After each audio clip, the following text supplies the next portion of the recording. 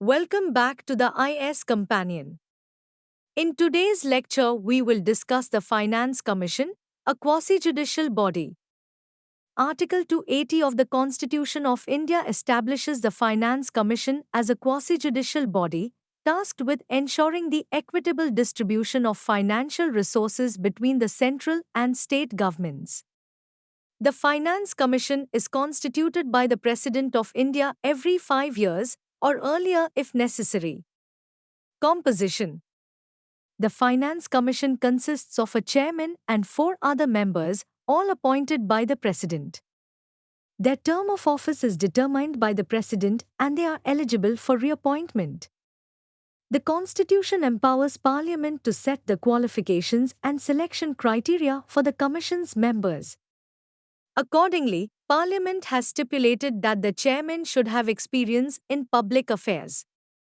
The other 4 members should be chosen based on their expertise. One must be a judge of a high court or qualified to be appointed as one. Another should have specialized knowledge of government finance and accounts. The third should have extensive experience in financial matters and administration. And the fourth should possess special knowledge of economics.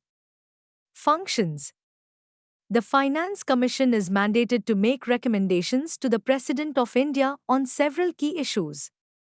1. The distribution of the net proceeds of taxes between the centre and the states, and the allocation of these shares among the states.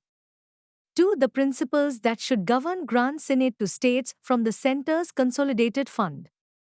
3. Measures needed to augment the consolidated fund of a state to supplement the resources of panchayats and municipalities, based on recommendations by the State Finance Commissions. 4. Any other matter referred to it by the President in the interest of sound finance. Historically, until 1960, the Commission also recommended grants to Assam, Bihar, Odisha, and West Bengal as compensation for the loss of revenue due to the export duty on jute and jute products. These grants were intended for a 10-year period from the Constitution's commencement. Advisory role. The recommendations of the Finance Commission are advisory and not binding on the government. The Union government retains discretion over the implementation of these recommendations regarding financial grants to states. The Constitution does not mandate that the Commission's recommendations must be accepted or create a legal right for states to receive funds as recommended. Dr. P.V. Rajmannar, Chairman of the 4th Finance Commission, emphasized that while the Commission is a constitutional body with quasi-judicial functions, its recommendations should only be rejected by the government for compelling reasons. The balancing wheel of fiscal federalism.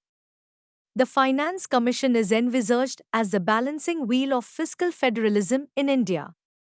However, its role in centre-state fiscal relations was historically diminished by the Planning Commission, which was neither a constitutional nor a statutory body. Dr. Rajmannar noted the overlap of functions between the Finance Commission and the Planning Commission, which complicated federal fiscal transfers. In 2015, the Planning Commission was replaced by the Niti Aayog, National Institution for Transforming India, aimed at addressing these issues and better aligning with the objectives of fiscal federalism. In conclusion, the Finance Commission plays a crucial role in ensuring a fair and equitable financial relationship between the centre and the states, embodying the principles of fiscal federalism as envisioned by the Constitution of India. Despite its advisory nature, its recommendations carry significant weight and are integral to maintaining the financial stability and integrity of the Indian federal system. Thank you.